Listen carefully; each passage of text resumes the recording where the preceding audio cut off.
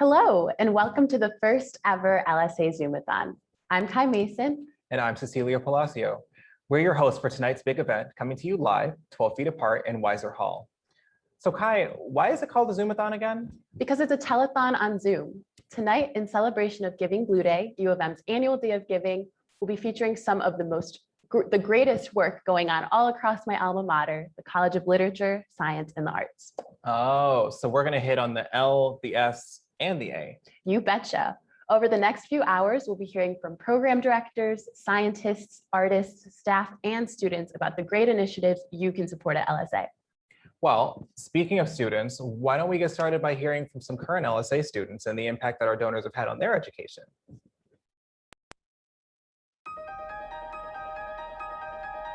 I grew up just outside of Raleigh, North Carolina, in a town called Cary.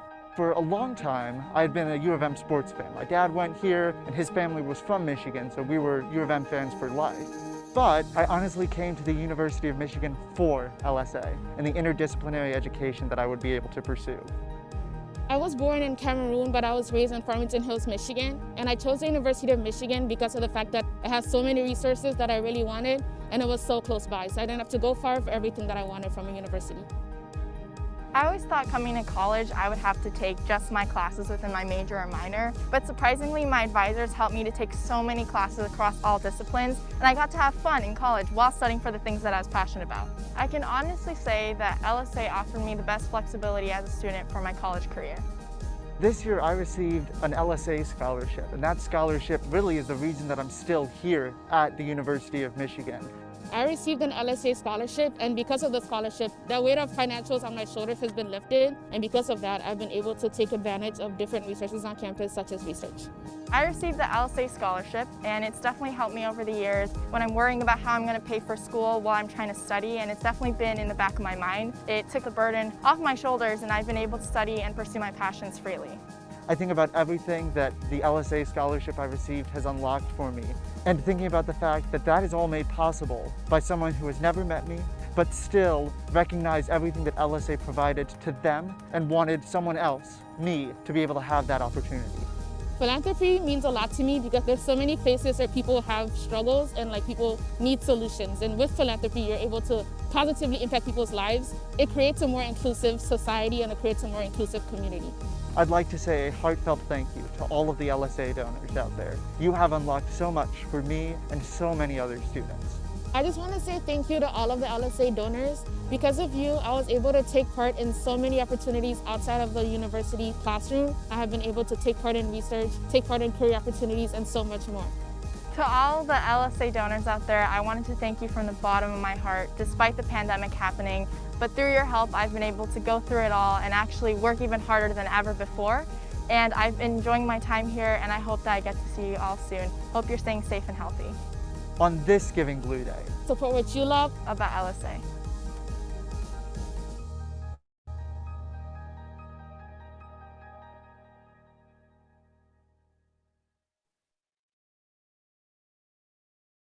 It's so amazing to see the impact philanthropy has on our students. Giving Blueday really puts the fun in fundraising. There you go with the puns. And there's so much more where that came from.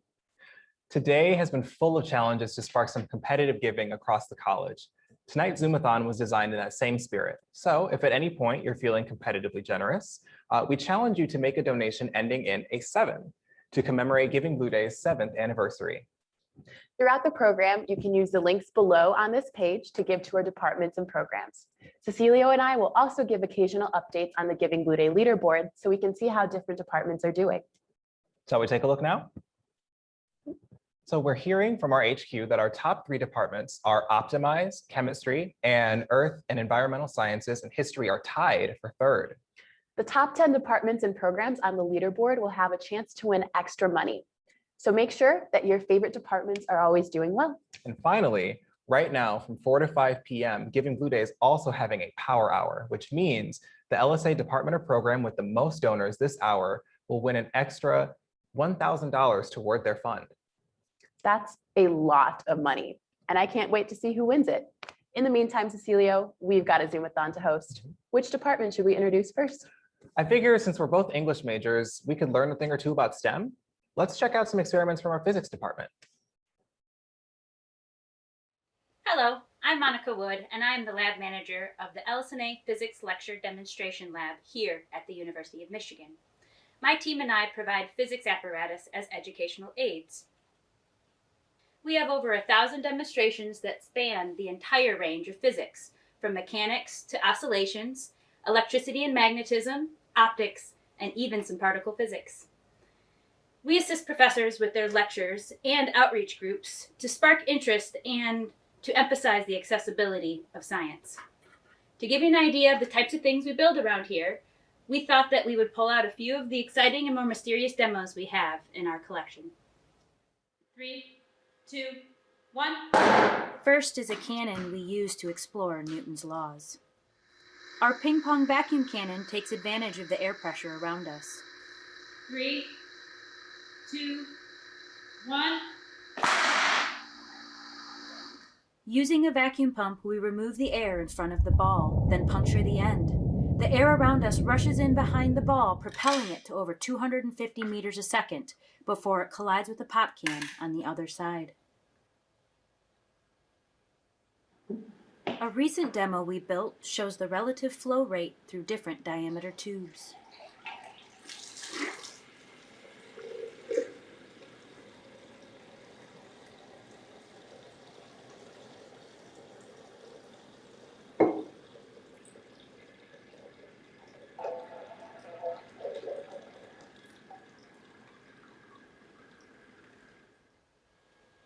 Next is one we have dubbed the killer capacitor. By charging a set of capacitors to over 10 kilovolts, 2, 1.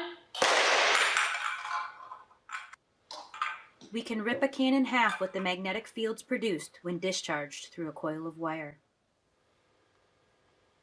Here is another demo that showcases the stored energy in a capacitor bank. The magnetic fields produced by the coil around the nail when the capacitors are discharged will propel the projectile towards our target with great force. 3, 2, 1. Let's see that again. 3, 2, 1.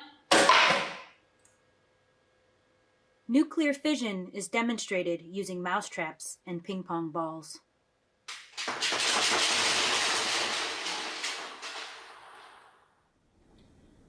A demonstration we are very proud of is our elliptical magnetic superconductor track. It allows us to show the importance of field geometry and the amazing levitation properties of superconductors.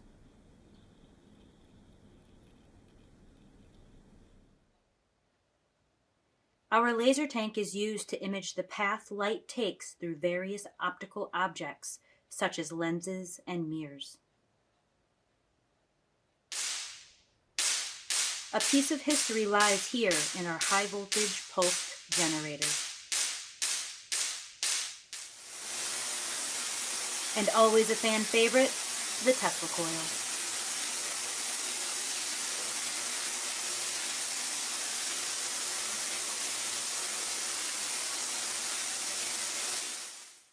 Throughout the years, we have partnered with many instructors who assign projects to their students. Some of my favorite come from the physics and music class. One student built a set of speakers and used our audio spectrum analyzer to characterize the quality of sound coming from them. Another student explored the importance of the bridge shape in the placement on a violin. We provide these students with a place to work on their projects, instruct them how to properly use various tools, and we offer guidance as they construct their prototypes. We are excited to continue to offer a place for students and faculty to come and bring their ideas to life and hopes to make science accessible to as many people as possible. Thank you. Whoa, had I known I could have been blowing things to bits in labs, maybe I would have taken physics. I don't know. I think I'm a bit too clumsy to be slicing cans in half. Yeah, we're both probably better at commentary than nuclear fission, which is why we both picked English and became superstar Zoom hosts, right? Oh, definitely. Speaking of commentary, we've got to announce our social media giveaway. One lucky Instagram commenter will be the winner of $1 million. $1 million? Did we get the go-ahead for that? Okay, maybe not, but we can give away some free LSA swag to one lucky commenter on Instagram. Comment on our most recent Zoom-A-Thon post on Instagram at LSA with a maze heart, a chipmunk, and a blue heart for a chance to win. Why a chipmunk? Because it's as close as we could get to a campus squirrel. Don't read into it. Remember, that's a maze heart, a chipmunk, and a blue heart. Good luck. Hey Kai, when you were in school, did you ever worry about what you were going to do with your degree? Did LSA do anything about that? Actually, yeah. When I was struggling with career choices and looking for opportunities, there was one LSA resource in particular that saved the day. The LSA Opportunity Hub helps students articulate the impacts of their liberal arts experience in preparation for any and all careers. And now here I am. Here's a quick message from the Opportunity Hub's leader and our Assistant Dean of Student Development and Career Initiatives, Paula Wishart. Hi, I'm Paula Wishart, the Assistant Dean for Student Development and Career Initiatives in the LSA Opportunity Hub. I also was an LSA undergrad, and I know how wonderful my education was. And I also know how difficult it was for me to connect what I was doing in the classroom with what I wanted to do next. That's where the hub comes in. We are here to help students, LSA undergraduates, with that exploration process. We provide internships and opportunities, connections to alum and employers, coaches and classes to help students make those connections from what they're doing in their classroom to what they want to do next. One of our students said this: the hub helps you tap into the people and resources around you, alums, hub coaches, events, workshops, courses, employers. I was really grateful to have so much support. This is where you come in. If you would like to support this kind of experience for LSA undergrads, there are two funds that you can tap into. One is the LSA Internship Fund.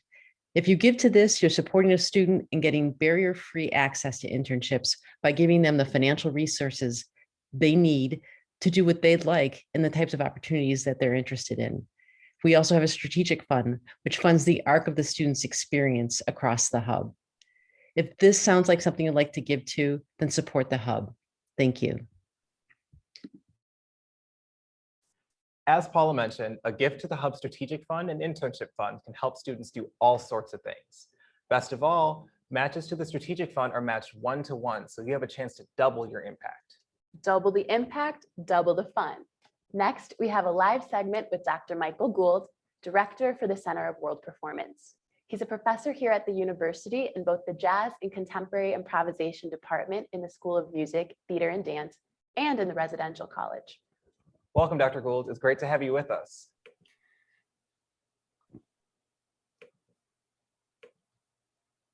Thank you. Thank you for having me today. I appreciate it. Thanks, Kai. Thanks, Cecilio. I am happy to be here live on a warm and sunny day here in Ann Arbor. And I want to talk to you for a few minutes about the Center for World Performance Studies and talking about the mission of the center, its history, and our 4 principal areas that we serve the university and the community. So, and then finally, I want to talk about where we're heading for the future.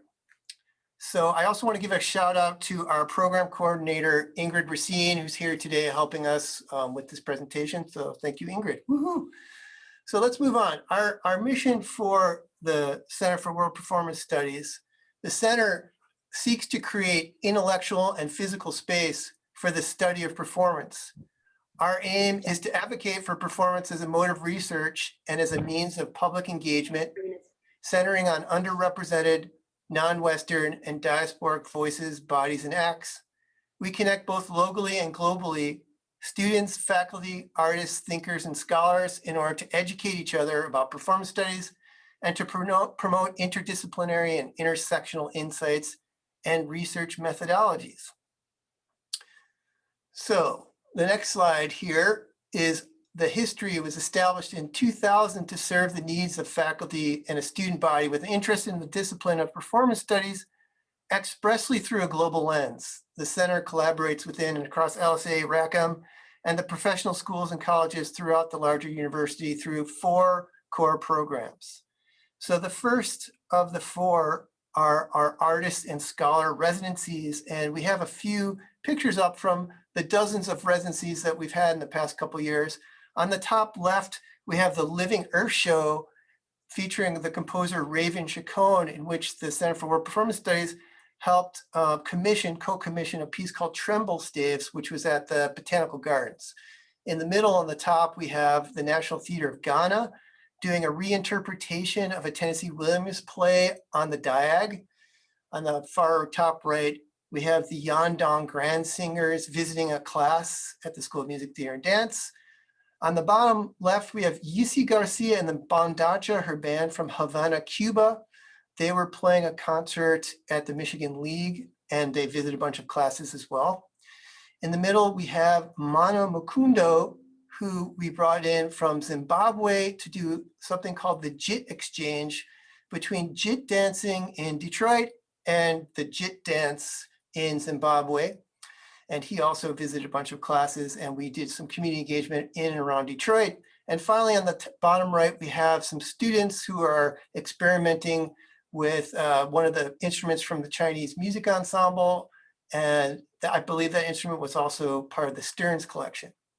So that's the first of four. The second category is the Graduate Fellows Program.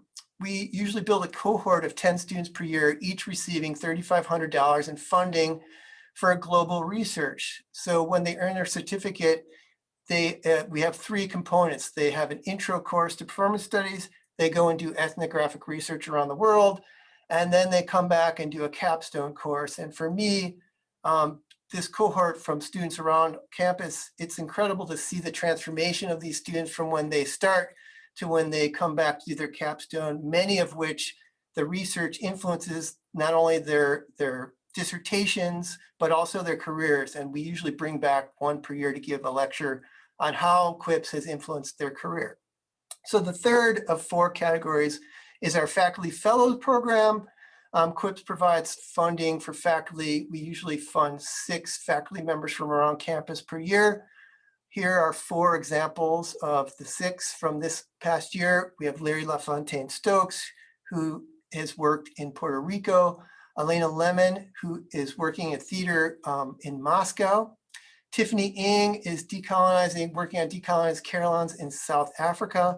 And Mbala Nkanga is working on performance, rumor, and audience, the theater of resistance in Central Africa. So the faculty fellows are a very important part of the components of QUIPS, and also help kind of mentor our graduate fellows as well. Finally, we have co-sponsorship funds, and those co-sponsorship funds, we partner up with other student organizations, faculty projects, and performances around campus, including graduate student conferences, guest performances, and lectures. So we try to partner up with other people in which they apply for funds so that we can, again, with a global lens, an eye towards a global lens, help support bringing like the non-Western voice onto campus. And finally, into the future, we have, we're celebrating our 20th anniversary this year. Yes. So your gift to the Center for World Performance Studies Strategic Fund supports graduate students' first experience doing ethnographic research in the field, provides transformative interactions and experiential learning on campus through our artist and scholar residencies.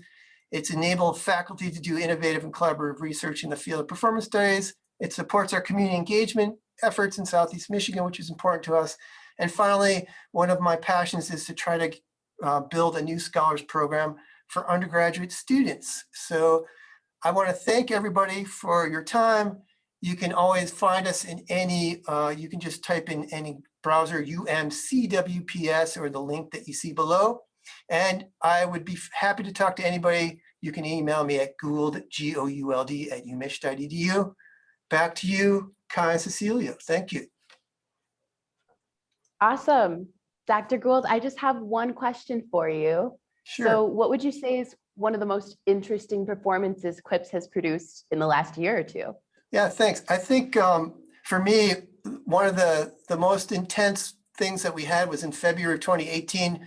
We had an enormous snowstorm in Ann Arbor, and that's when we were bringing in the group from Havana.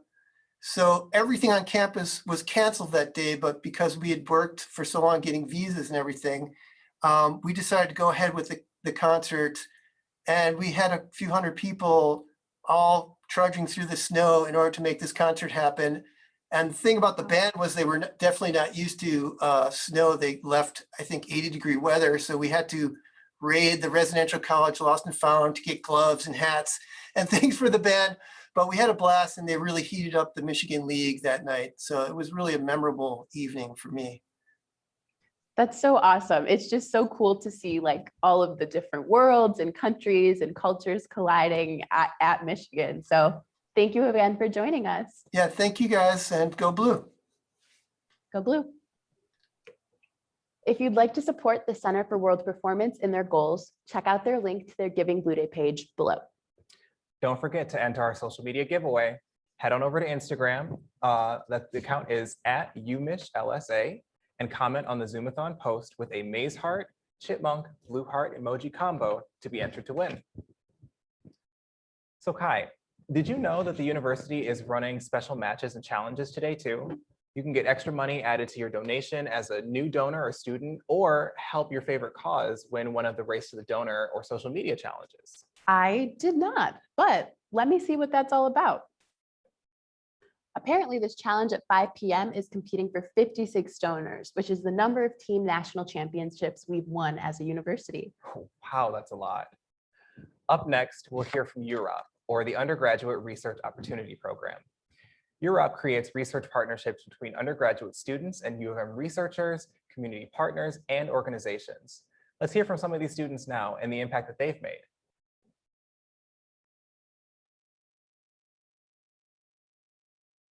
And one thing that UROP values is access and equity to a very high impact practice and providing meaningful and quality engagement and learning. Community College Summer Fellowship Program was, in my mind, the reason that I'm even here at the University of Michigan. I really didn't have that much knowledge of Detroit, surprisingly, even though it's not that far away. We used to go there for like the car show in the winter, or like for musicals and theater programs, but I really didn't explore the outside of the downtown culture until this past summer with the Detroit Community Engaged Research Program. I chose U of M, one, because of the location and the experience that U of M has. So I knew that being someone interested in pre-med, that U of M will have a boatload of opportunities and also a network that I cannot deny of the size and the opportunities that holds. When it comes to research, I was interested at going into undergrad. And when I saw Europe, I was highly interested. And when it came to the summer programs, I was even more interested due to the fact that it was based into my hometown, Detroit. And so when I saw the DC ERP program and that you would be working with various topics, social justice, education, really interests me. And so I wanted to apply, and it was one of the best decisions and best research experiences that I've ever had. The research I was working on, it was called a responsive curriculum.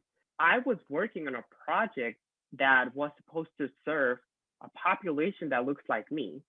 I was able to bring my experiences as a Latino student and an international student to the table, and that made the experience so meaningful, very meaningful. So we decided to proceed with all of our 8 summer research fellowships remotely, keeping in mind that we again represent all diverse disciplines and fields, including community engaged research. So working with our community engaged partners in Detroit, et cetera.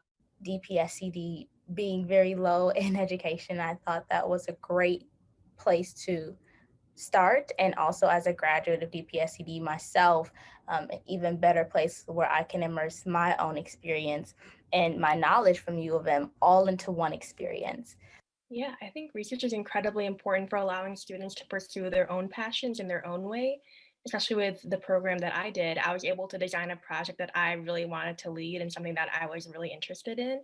And I think that's a really unique experience that not a lot of students have on campus that aren't University of Michigan, that don't have a large research base. So I think it's really important to be able to explore what we want to discover too. When I was working with Dr. Spence and Dr. Suksawan, I really felt like I was participating in an endeavor that literally spans centuries, if not a millennia or several millennia. I had no idea about. And the legality of education is insane.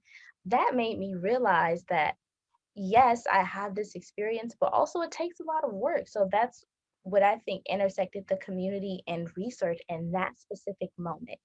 So I know as a community member, and I know from research about education, but those two things coincided so well in that moment. And I think that in order for us to best help or best serve these communities is to listen from the perspective of their own people and see what they need. I learned that education is all listening.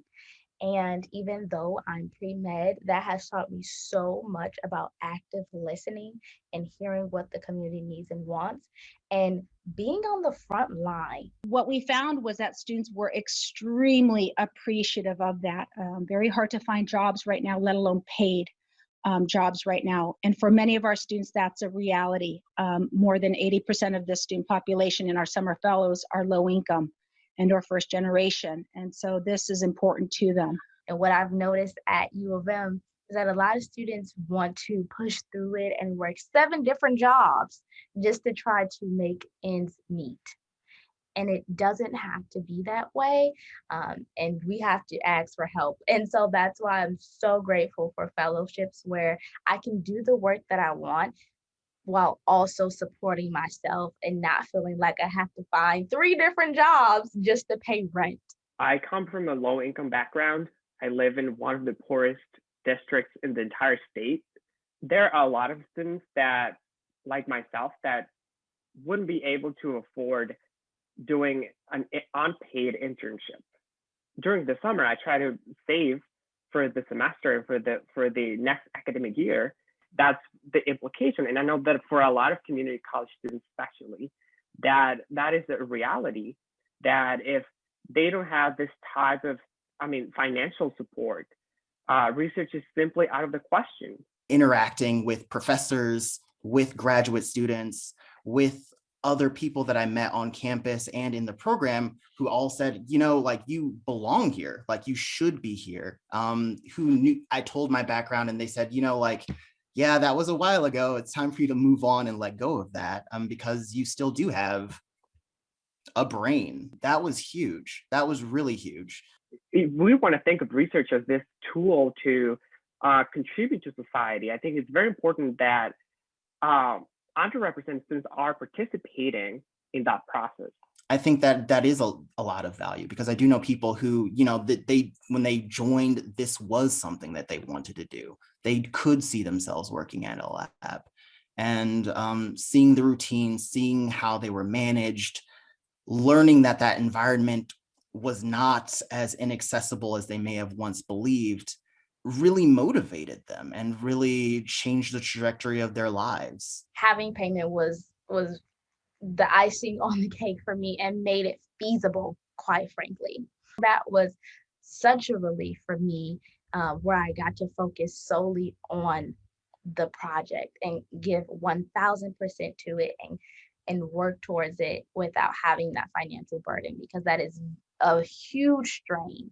I just want to say that I am incredibly grateful for the opportunity that these donors' money provided me, because it has changed my life. It has changed the trajectory of my life.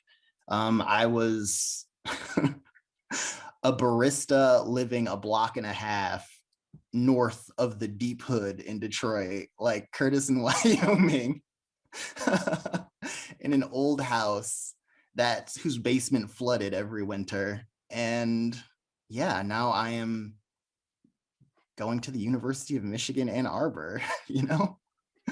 I can't, as you can see, I'm frequently at a loss for words, but I really can't articulate what that means, right? Within the span of a year, literally, it's opened a door that I thought would be closed to me forever. And it's all because of the generosity of someone I do not know and will likely never meet.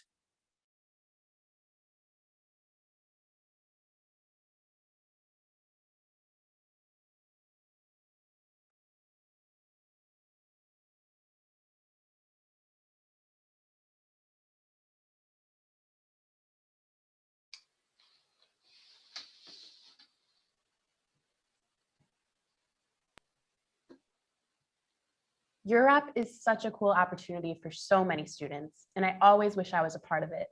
I remember a lot of my classmates got into research for the first time through the program, and some are professional researchers now. I wonder what else LSA is doing to provide students with opportunities like these.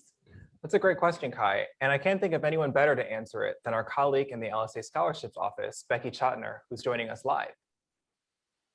Hi, Kai. Hi, Cecilia. How are you? Doing well, Becky. Thank you so much for taking the time to speak with us today. How are you doing? I'm doing great, thanks. And thank you for inviting me here today to talk about our scholarships. In LSA Scholarships, we provide scholarships to both incoming and continuing LSA undergraduates. All of our scholarships are funded by donors, and almost all of them are need-based. Our goal is to help ensure that any student can attend U of M regardless of their financial circumstances. In addition to year-round tuition support, we also offer scholarships for experiential learning like study abroad and summer internships. We even help students freshman year obtain passports so they can start thinking ahead to traveling abroad. We also offer the LSA. Oh, sorry, go ahead. After you. Okay. We also offer the LSA Emergency Scholarship, which has been the focus of a lot of attention this year. I can imagine that this year has looked a bit different for everyone in the scholarships office. So can you tell us more about these emergency scholarships and how you're helping students navigate this new environment? Sure. The LSA Emergency Scholarship is also completely donor funded, and it's designed to help students who are facing urgent and dire circumstances that can have a really bad impact on their educational journey. In the past, we've helped students with things like replacing stolen laptops or maybe covering medical expenses that they didn't have insurance for. But this year with COVID-19, everything is different. We've seen a huge increase in the number of applications for emergency assistance. Over the past year, we've had 600 applications for emergency scholarships, and 500 of those were related to COVID. And with COVID, it's not just that we're seeing an increase in the volume, but we're also seeing a lot of different circumstances that are bringing students to us. For example, hundreds of students lost their work-study jobs when research was paused or when the dorms and the dining halls closed. And probably hundreds more lost them when local businesses had to shut down during stay-at-home orders. And that doesn't even begin to cover all the parents and guardians and family members who lost their jobs and could no longer help their students. Online classes also present their own unique challenges for students because they need to have dependable and powerful laptops to do their online classes, and they need to have access to reliable and affordable internet service. And that's something that's not always available outside of metropolitan areas. We were fortunate that early on the CARES Act funding, the federal CARES Act funding, was there to offer a little extra assistance to our students, but that's not been the case since early last fall. So our students have been finding themselves in a really tough spot. But thanks to our donors, we've been able to help almost all of them continue on with their educational journey and graduate on time. Wow, I am sure that's been an amazing help. So where can our viewers find out more about the work that your team does? Well, first I want to say that Giving Blueday is a great way to support LSA scholarships. It's efficient, it's easy, I do it myself, and we are so grateful for our donor support. If anybody wants to learn more about LSA scholarships, they can go to our website or they can email us at lsascholarships@umich.edu.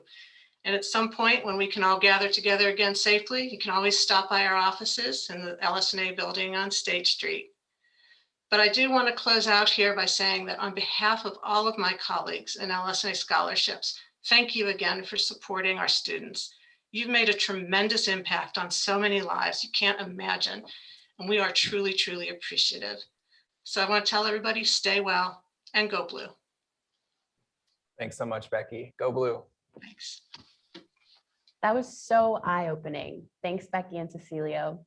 There are a few funds today where your donation will be doubled, and scholarships is one of them. I've also heard that your donation gets matched one-to-one for gifts to a few other funds, like the African Studies Center, the Center for Social Solutions, and Org Studies. Don't forget to keep supporting these departments and your favorite LSA causes. The links can all be found below. Thinking of the student experience makes me wonder, what's one of the most interesting classes you've had here, Kai? That's a good question, Cecilio. I'd probably say my Inside Out class at the Macomb Correctional Facility.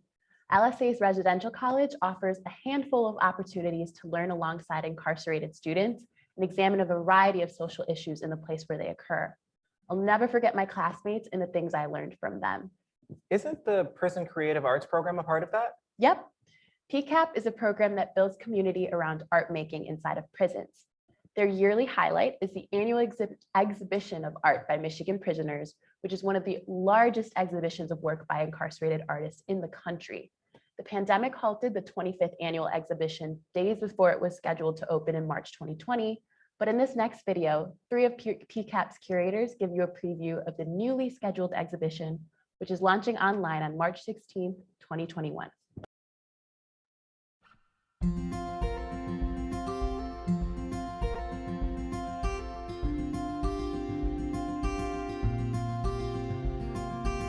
It's going to be really, I mean, for lack of a better term, it's going to blow us out of the water. There are so many amazing pieces in this year's show. This year will mark the 25th exhibition of art by Michigan prisoners. It is our largest exhibit ever in the history of the show. We looked at around 2,500 pieces of original artwork at every single correctional facility in the state. We curated in about 830 pieces for the show. It includes, just over 600 artists. So for us, that's a big group of artists to work with, and we feel very privileged for that. That exhibit will run virtually from March 16th until the 31st. Sales will be allowed to occur during that time. This year, there's a really special thing that we're doing, basically categorizing artwork into like log items or categories. And then that way you can browse through art with a particular theme in mind. We got a lot of 3D this last year, certainly all sorts of different drawings, paintings. I have a couple pieces here. This is from an artist at St. Louis who works in miniatures. Everything is made out of cardboard. This particular set has kind of an RV outdoors feel. Certainly gasoline is part of the theme that he's working with. A lot of different vehicles, mostly made out of just white paper. It looks like some decals and things he's cut out of magazines. This is my first year on this side curating the show. Getting to see all of the pieces in person is a much bigger experience than I thought it was going to be. Another artist that we work with that I think does an amazing job, he does a thing called quilling. And so if you can see, this is all very small rolled up pieces of strips of paper, but it gives a really beautiful depth, and the contrast in some of his color use is really beautiful. Art that the incarcerated artists produce for the show, it's such a mixed bag of, I mean, everything from technique to form to structure to content to quality. There are so many different things in the show that you can glean, and there's something for everybody. This is also another interesting one. It's done by an artist, Dwayne Montney. Figure in the piece is Martin Vargas, who has been in the show almost every year since it started, has now come home and acts as a curator with PCAP, among many other things that Martin does. It's just about the motion of an artist from being incarcerated into the colorful world, which is very true for Martin. He leads a very artistic life. The art that comes out of prison is so diverse. It's got, paintings, colored pencils, everything down to the sculptures that people make in prison. And there's some fascinating sculptures. I mean, every single time I see the sculptures in prison, I'm blown away because, you gotta remember that these guys aren't using lathes and mills and, equipment that you would have in a commercial setting. They've got toothpicks and Q-tips and cardboard, and they somehow managed to make robots and houses and, starships. This is painted by an artist, Robert Schoonover, who pretty much works predominantly just in different gel pens. Sometimes when you visit Robert, he'll have purchased different brands of gel pens because of the slight variation in the violet spectrum. The sad thing is Robert passed away of COVID this year. So this is an example of an artist who we had visited with and spent time with for years. Certainly was participating this year. I believe this piece, he was on like death vigil at the Angler Center for hospice, different hospice prisoners who were, you know, getting ready to pass. He was spending time there working with them, and I think the theme of this one comes out of his time and reflection. It was fun. I had a picture of the helmet, and I just really liked the way the light played against the helmet, and it was really fascinating to me. I needed to paint it, and once I did, you know, I changed a few things on it. Once I did, I'm like, oh well, this came out all right. Let me just add some stuff, and you know, I didn't do any background on it at all. I really wasn't planning on turning that into a painting. I just did it because it seemed like fun. I just ended up adding things to this painting until I thought it was complete. When I see that anybody has overcome tremendous obstacles to make art, that's truly inspiring. And the community should support PCAP and organizations like PCAP because it is the community. It isn't something separate. These individuals are still citizens of the state and the country. Their families and friends are fully connected to them and vice versa. It's not another side of the community, although it lives perhaps in parallel in some ways. I just think that personally, we need to take care of each other as much as we can.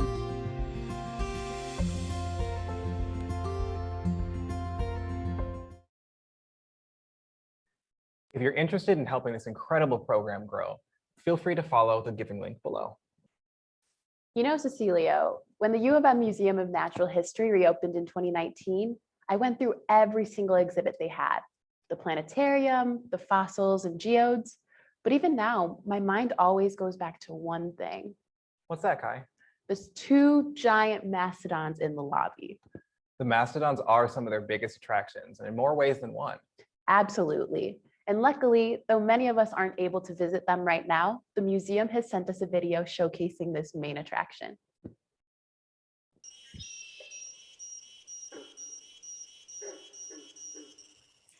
Although we haven't found dinosaurs in Michigan, we have other great ancient mammals, the mammoths and the mastodons. Mammoths were taller on average, while mastodons were shorter and stockier. What do you think these objects are?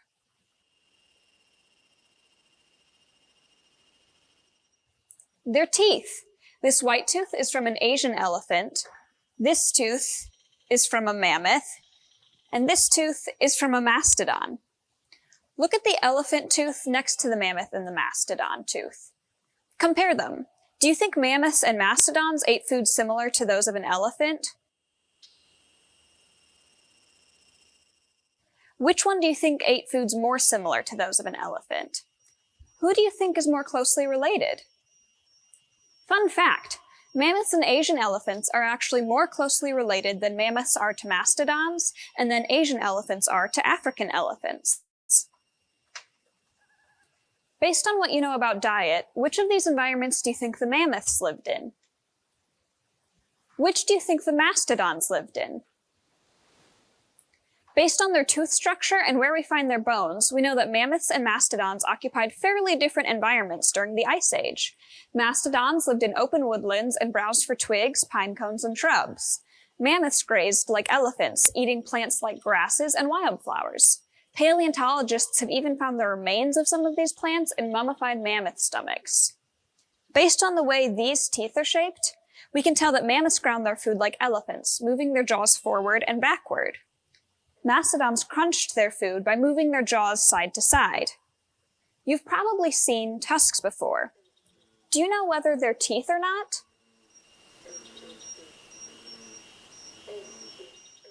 They are. They're modified incisors. In humans, incisors are flat, shovel-shaped teeth at the front of our mouths. Tusks, similar to teeth, have hard enamel on the outside and dentin on the inside. The pulp of the tooth is located within the animal's tusk sockets. Mammoths had more curlier tusks than mastodons. Tusks grow by adding new dentin to the inner cavity, or the inside of the cone that's closest to the face. Once it forms, it stays. This creates a continuous record of growth in the tusk. If you chop the tusk off at any point, you can see a series of concentric circles with the newest dentin at the center. There are rings, similar to tree rings, that represent individual years of growth. The dark band was made in the winter months, and the light band was made in the summer months. You can look at these layers to find out how old the animal was and the season the animal died during. They can also tell you the health of the animal during different years just by showing you how thick the layers are. They can even see when the animal was pregnant because pregnant females gave most of their nutrients to their baby, making their own tusk layers very thin. If you had tusks, how many layers would they have? Remember, there's one layer for each year of your life.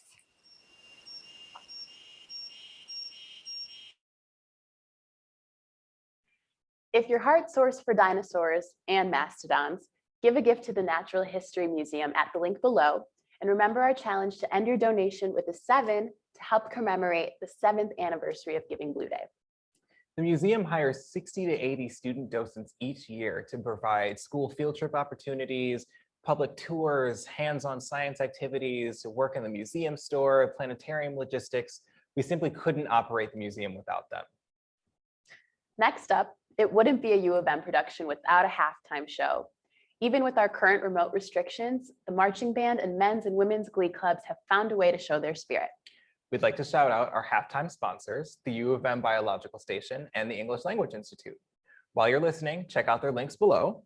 And don't forget to visit @UMishLSA on Instagram and leave a maze heart, chipmunk, and blue heart emoji combo on our last Zoom-A-Thon post.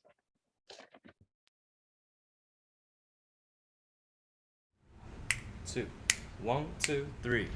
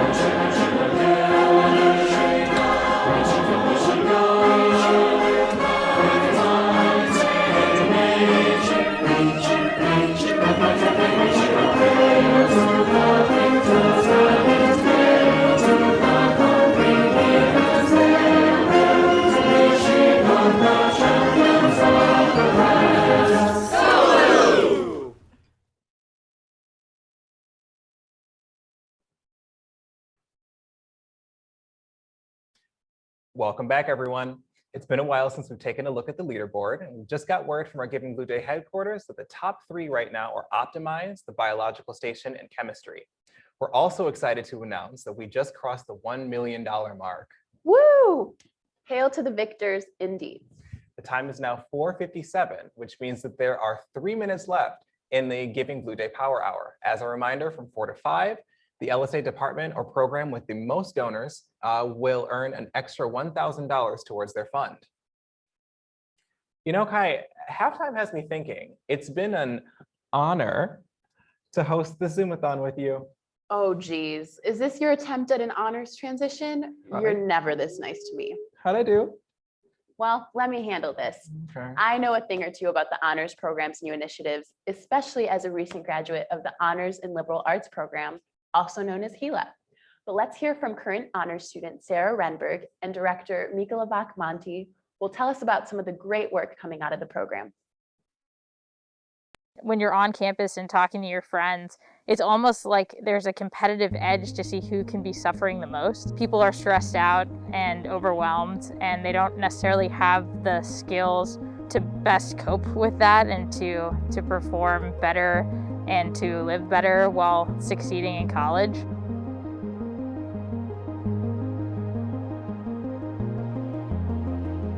My name is Sarah Remberg.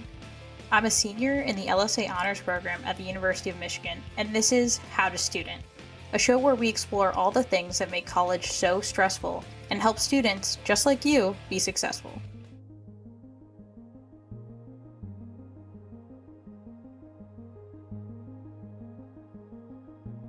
Figure skating and recognize sort of what applying myself to that represented in terms of success. You're listening to Charlie White.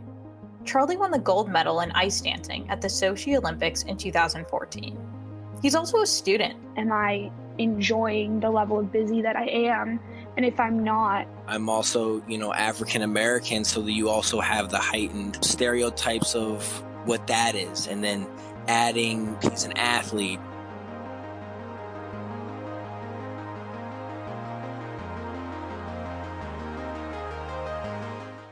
Honors in Engaged Liberal Arts is a new way for LSA students to graduate with honors.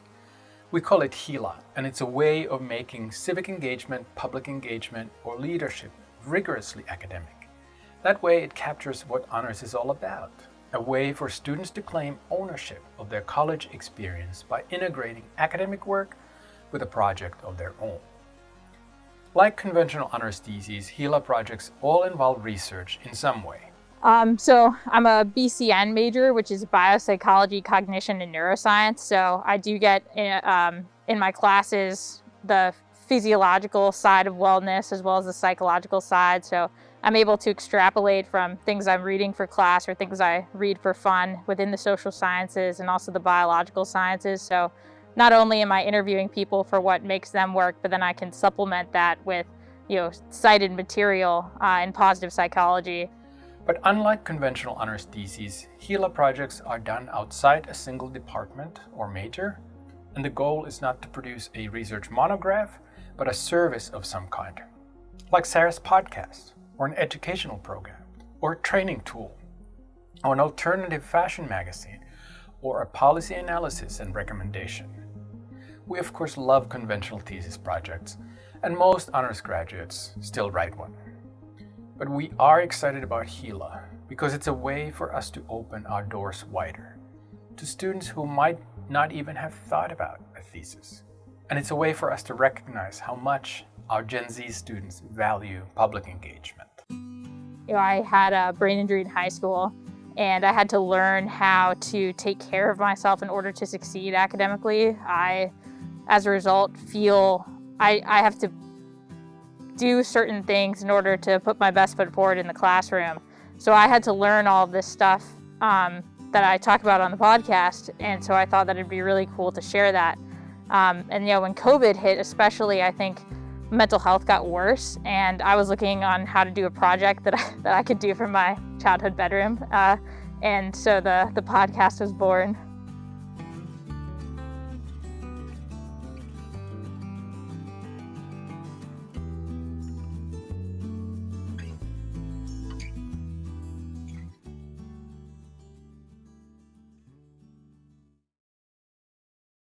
If you'd like to support creative students like Sarah in making a difference, please consider giving to the HeLA program at the link below. We love gifts of every size on Giving Blueday. One family wanted to make a big impact and created the Herman Family Internship Fund to support students in the Women's and Gender Studies program. Yes, this is a multi-generational gift from the Herman family. Karen, Michael, Jolie, and Brooks live in Kansas and California and work closely with the Women's Foundation in Kansas City. They wanted to provide support so that students in the Women's and Gender Studies program, led by teachers of the past and present, like Abby Stewart, Ruby Tapia, and Rosario Ceballo, could apply what they are learning in the classroom to real-life societal issues.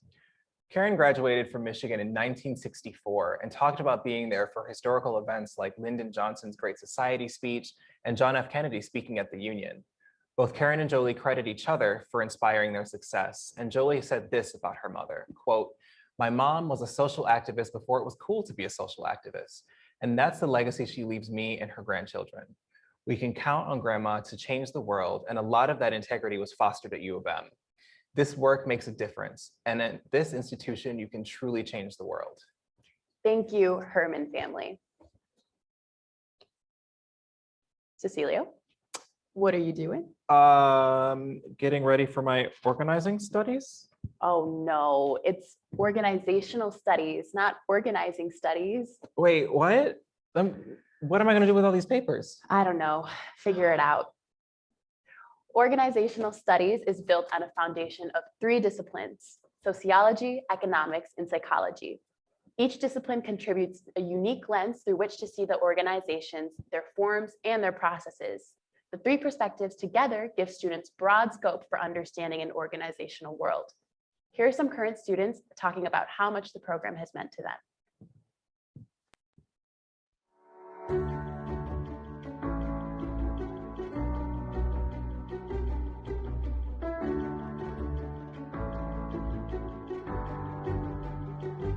When I think back on what made my experience as an OS student so meaningful and so valuable, I think a lot about the community of students that the OS program brought together, including in the social events, the meet and greets that we would have outside the classroom. But I'd argue even specifically in the classroom. The professors are outstanding. They really try to get to know their students on a personal level, and they teach us concepts that can't be found in other classes on campus.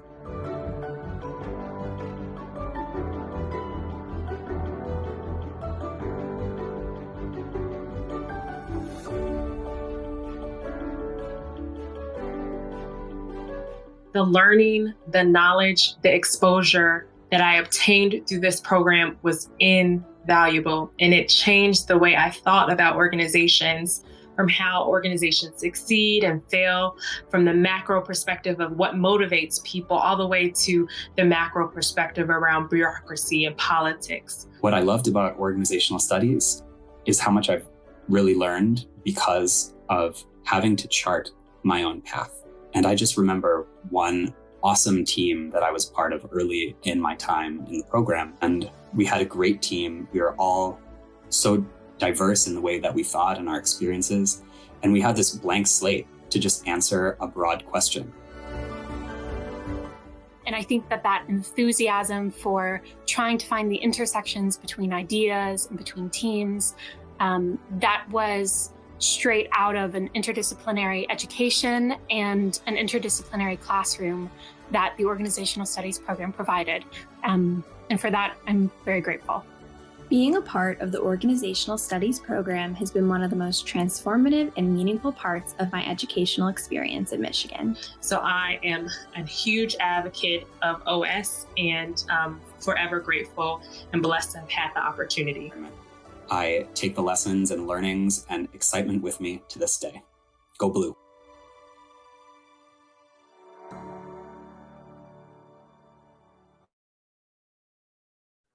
All of today's gifts to the Organizational Studies program will be matched 1-to-1 up to $10,000 today, going toward a long-term total campaign goal of $1 million for the new endowment fund. You know, I used to think $1 million was an impossible goal, but as soon as I started working for LSA and seeing all the hard work and passion that exists behind the scenes with donors and fundraisers, I totally see how we make it work. You're right, Kai. Nothing is impossible. Just look at Optimize and the grants they offer to students for social progress-oriented projects. Their motto is, why not me?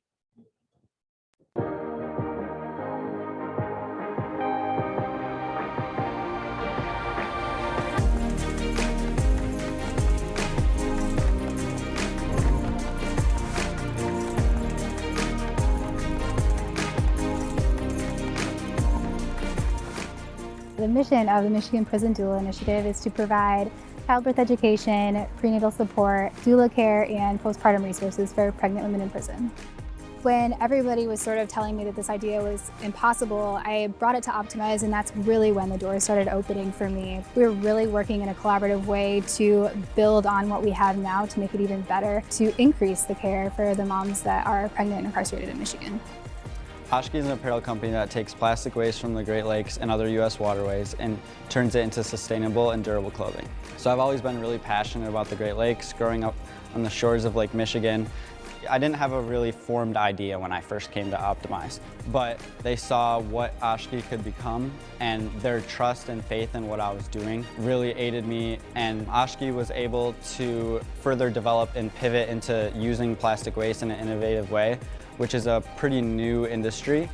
The Optimize experience really helped boost my self-confidence into believing that I can really make a change in the world and the community around me.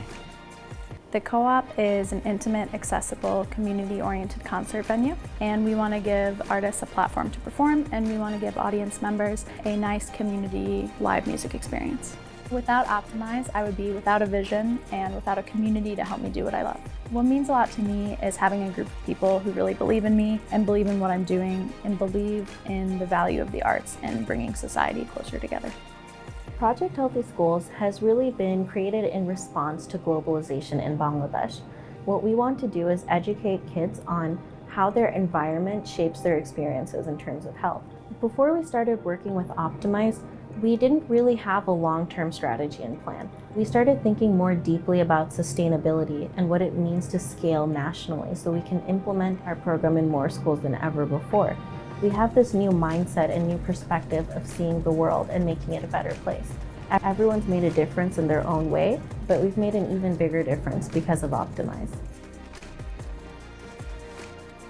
Working with GRCC and Optimize for this community garden has allowed me to grow as a leader and the ability to get other people involved and as passionate about this project as I am so that it can be really sustainable into the future. This garden has given me an incredible amount of purpose. It's enabled me to serve my community, and serving is something that I've become really passionate about. I feel that I'm able to see the needs of my community and address them. I have the ability to address them, and this garden is a result of that. Why not me? Why not me? Why not me? Why not me?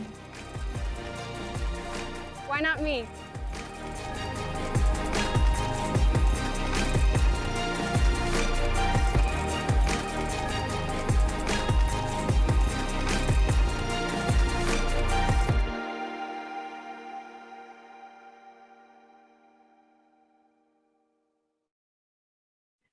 This video and fund feel very personal to me. I was actually an Optimize alum too. Receiving an Optimize grant and fellowship was totally transformative in my college experience, and your gift to them will ensure that our ambitious students will be able to move forward with their inspiring projects. It's great to see organizations directly impacting our students' dreams. If you're interested in supporting Optimize's mission, follow their link below. It's been a minute, Cecilio. Should we get a leaderboard update? Yeah. We just got an update that our top 3 right now are Optimize, the Biological Station, and Chemistry. The Biological Station took that last Power Hour prize while rising into 2nd place. It's so awesome to see these numbers keep going up. Thank you all for continuing to give to your favorite funds. In the meantime, we'll keep on hosting. You know, Kai, one of the things I miss most about being on campus are our amazing museums. We've heard from the Museum of Natural History, so why don't we take a look at a virtual tour of the U of M Museum of Paleontology next?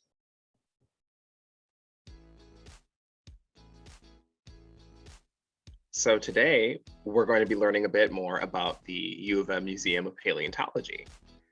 Can't wait.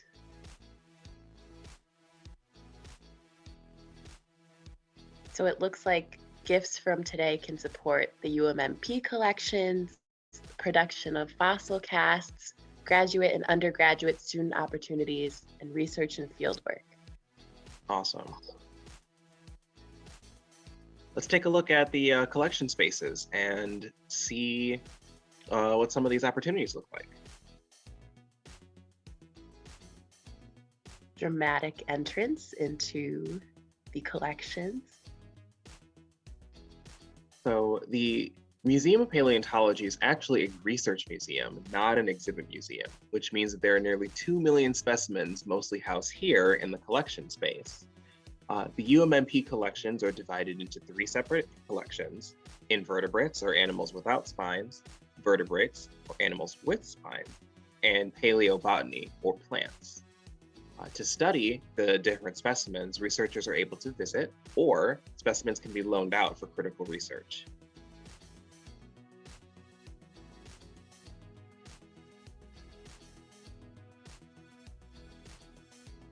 It's amazing to see just how much is there. Yeah, and I'm really curious to see what each of those fossils are, but I'm sure we don't have time for that. Yeah, with 2 million of them, I think we may end up going a bit too late into the night. So each large cabinet space contains drawers with each specimen and its identification cards. These large cabinets can be moved using rollers like you see right now, much like what you would see on some library shelves.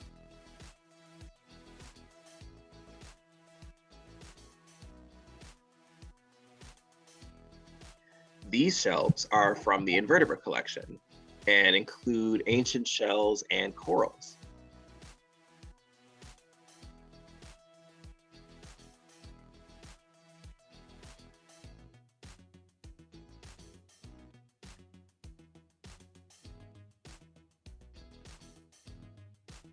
If you want to experience more of the collection at home, you can visit the online repository of fossils for 3D models of specimens, or you can check out the Beyond the Collection learning kits for in-depth information on some key UMMP fossils. All of this is available through the UMMP website, lsa.umich.edu/paleontology.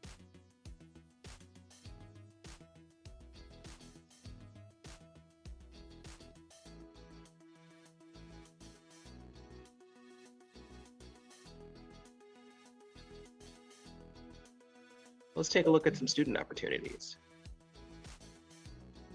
3D printing fossil casts. I didn't even know that that was something that you could do.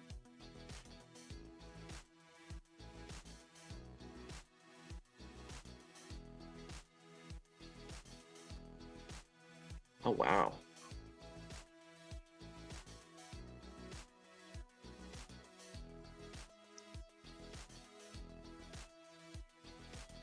We also have photogrammetry.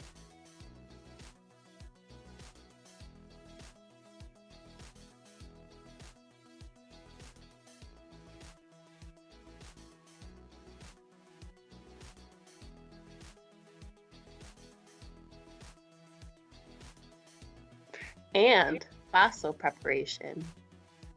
It's important to note that these photos were taken before the pandemic.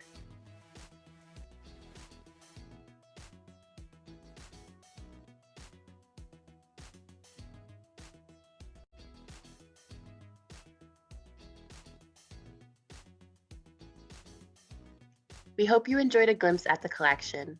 You can also support students not traditionally represented in paleontology by donating to the George June Internship Award Fund, which helps financially support students who attend fieldwork with UMMP research staff. Thank you for supporting the Museum of Paleontology. Wow, that rocked. Oh gosh, was that another fun? No bones about it. As always, if you'd like to give to the Museum of Paleontology, please follow the links below. And if you'd like to give to me and my beautiful puns, please contact me separately. One of the things that I and fellow alums seem to find most valuable about our LSA experience is how it opens doors to new people and new perspectives. Programs like sociology build on this understanding of being part of a global community and teach students how to recognize the connections we all share. In our next video, you'll be able to hear firsthand from sociology students about the impact that the department has had on their lives.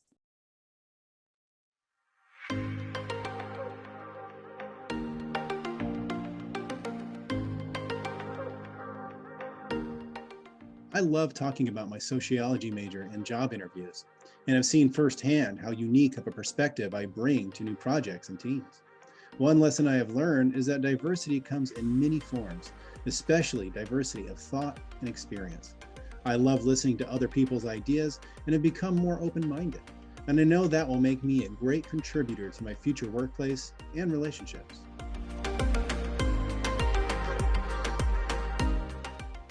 The Sociology Honors Program helped me further develop my ability to communicate and engage with others. The skill of coordinating and conducting interviews, as well as handling my interaction with others in the field, was valuable and can be applied to many things in my life, both now and into the future. If there were more university events geared toward first-gen students, it would create a bigger sense of community for people. Maybe I would have found someone to assist me and provide me with tools to not only make it, but flourish. I have learned the value of intersectionality and gaining a comprehensive understanding of the lives and backgrounds of others in order to better assess the world around me. Project Community Soc 225 was the first sociology course I took here during the fall of my freshman year. Without a doubt, it fueled my interest in sociology and continues to shape my extracurricular involvement. Learning to view and establish community partnerships as a two-way street is a skill I continue to practice. Universities should attend to first-gen and other underrepresented students like me because we have so much to offer. Many of us simply don't realize it yet. Don't be afraid. This major and department offers its share of opportunities to challenge ourselves as students, thinkers, and social beings. It's important that we continue to seek these opportunities to grow and challenge ourselves into the future. I like the freedom and flexibility of the sociology major and think that its structure provides a good balance of both soft and tactical skills, as well as a broad perspective into social issues.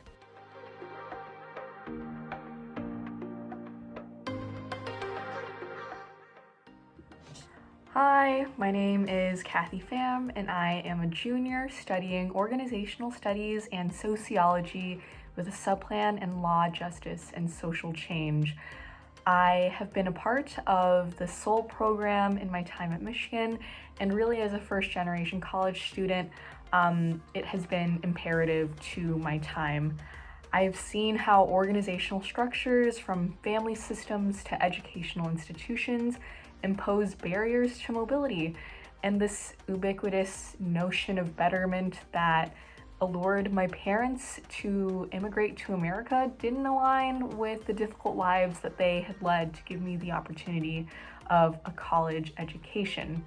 As a result, I became critical of and intrigued by the capacity of organizations to perpetuate social inequality and social problems. After all, that's why I decided to major in sociology. And truly, I have found immense liberation in drawing connections between personal experience and social structure. And I think that SOL had allowed me to do that alongside a community of other first-gen students at Michigan.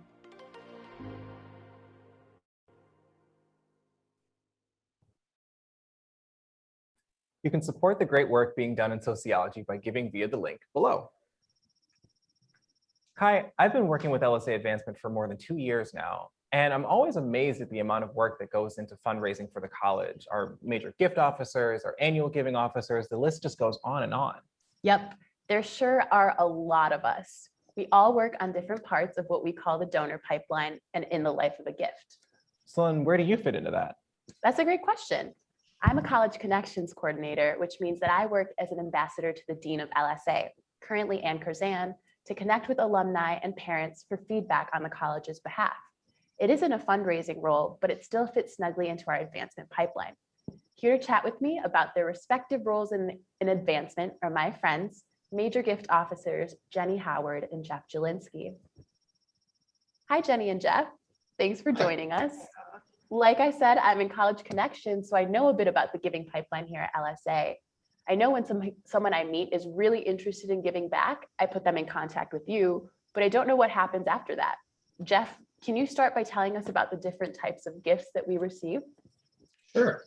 Kai, as you're familiar with your work in College Connection and is on display right now with everything going on with Giving Blueday, U of M and LSA have no shortage of generous and passionate donors.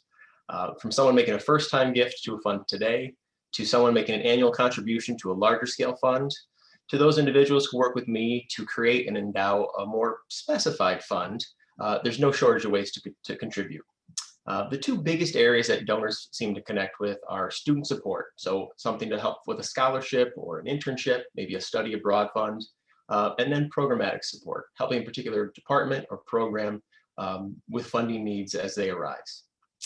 No matter what the donor has in mind, we can work with them to tailor it to their vision and their passion. Awesome. Thanks, Jeff.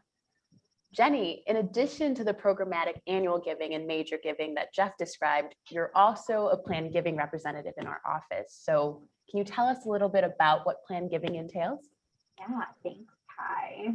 So as Jeff mentioned, our donors can create and endow their own funds in all of our departments and programs across LSA. And there are many ways that they can give their gifts to make that happen, from writing a check to donating stock, to making a plan to give through their estate, and several other ways too. So bequest intentions and other planned gifts are some of our most generous gifts to LSA, and planned gifts made up nearly a quarter of all of our gifts in the Victors for Michigan campaign.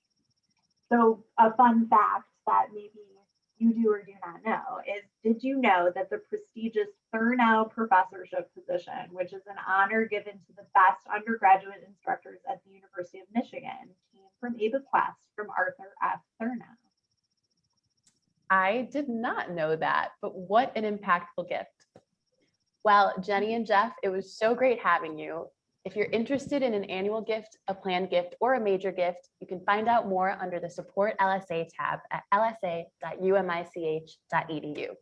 You can also give to the departments we showcase here today at the links below. Thanks again, Jenny and Jeff, for joining us. Next up, we'll hear from LSA's own Center for Social Solutions. CSS is another innovative department that looks deep into the most pressing problems of equity and justice that we face today. That's right. CSS promotes academic research and social policy that serves the common good in 4 key areas: diversity and democracy, slavery and its aftermath, water, equity and security, and the future of work. In this next segment, we'll take a look at just how important their work is.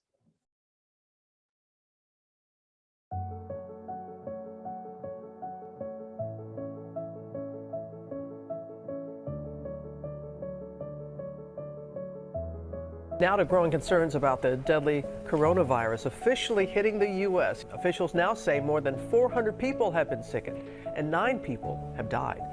Without a huge national effort to halt the growth of this virus, there will come a moment when no health service in the world could possibly cope. Governor Baker announcing yesterday that they will remain closed for the rest of the school year, but parents and educators worry about what it means for students and their education. We're looking at how the pandemic is affecting diverse communities economically and medically, and this morning we're focusing on disparities in particular in healthcare. As coronavirus cases spike in much of the country, rates of infection, hospitalizations, and deaths are higher for minorities. Black Americans make up 13% of the U.S. population, but account for 23% of coronavirus deaths. Good afternoon. We're coming on the air now with breaking news in the killing of George Floyd, who died on Memorial Day. There you see him right there. His death, his cries, "I can't breathe," sparking protests across the country. Overnight, nationwide unrest. We don't want to loot. That's not what we out here for. But we do want justice and we want equality. And if we don't get that, we're going to be out here. Deputies dispersed the crowd with pepper spray. Soon after that, police began to fire off flashbangs to disperse the crowd that had gathered here. And it's important to note, guys, that the people who gathered here for this massive demonstration, they were peaceful. The message is we're peaceful, and it reflects on Black people. breaking news now. In the latest U.S. unemployment numbers, a quarter of American workers have now applied for unemployment benefits since mid-March, when the coronavirus pandemic escalated in the country. Welcome back, everyone. Justice is deciding by a 6-3 vote that Title VII of the Civil Rights Act of 1964 does, in fact, protect LGBTQ workers from workplace discrimination. This is a landmark decision. It definitely is for LGBTQ people all across this country. Another very busy night of news, and the images coming in tonight are just devastating. Millions of Americans suffering the effects of Hurricane Laura, one of the strongest hurricanes ever to strike that part of the country. Supreme Court Associate Justice Ruth Bader Ginsburg has died at the age of 87. Just weeks before the start of the court's fall session, and in the shadow of a presidential election now just 45 days away. In an extraordinary move today, a federal judge ordering the Postal Service to do an election day sweep of some facilities for ballots after reports of a mail slowdown, including in key battlegrounds like Michigan, Florida, and Pennsylvania. More than 22.5 million Americans have already voted early. Incredible, and historic voter turnout keeps getting even bigger. Jubilant crowds gathered outside the U.S. Supreme Court. Many here are so-called dreamers, the children of undocumented immigrants who are now assured of the right to residence for the foreseeable future. History in the making. Kamala Harris has shattered one of the last glass ceilings in America. First woman, first Black person, first South Asian American person to be elected Vice President of the United States.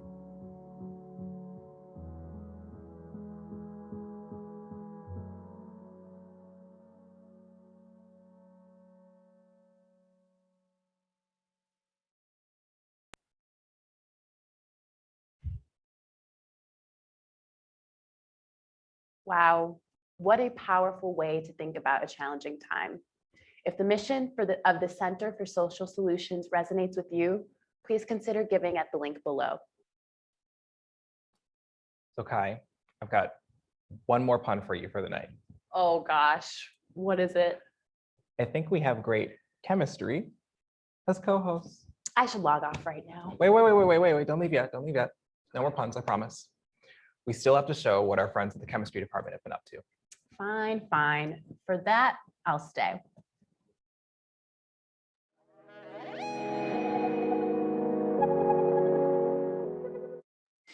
Hi everyone, my name's Shelby and I'm a first year.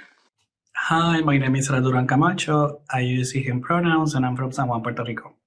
I'm currently a second year from the organic cluster in the Stanford group. Hey everyone, my name is Nicholas Diaz. I'm currently a fourth year graduate student in the chemistry department here at the University of Michigan. Hey everyone, my name is Quentin Cheek and I'm a fifth year graduate student in the Maldonado lab. A research highlight was getting to learn more about my undergraduate research in plasmonics and applying it to a brand new setting. It was really fun to be on a fundamental project in the lab and try to help solve some of the problems they'd been having. After officially joining a research group, gaining independence over my research and control over how I think about my projects and my science, this was a really exciting moment during fall 2020 because it's like the starting of our careers as independent scientists and researchers.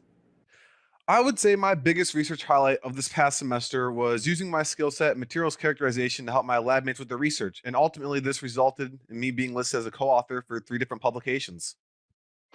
I think one of the biggest challenges of the fall semester was rotating and trying to find my footing in a new lab during a really stressful time. But the Bettine lab was really great about making sure I had a fun and successful rotation. I learned a lot about a really cool new technique and made some great friends in the process. During fall 2020, I completed my candidacy exam. It was a very interesting experience having to prepare for such an important milestone in our graduate careers during a pandemic.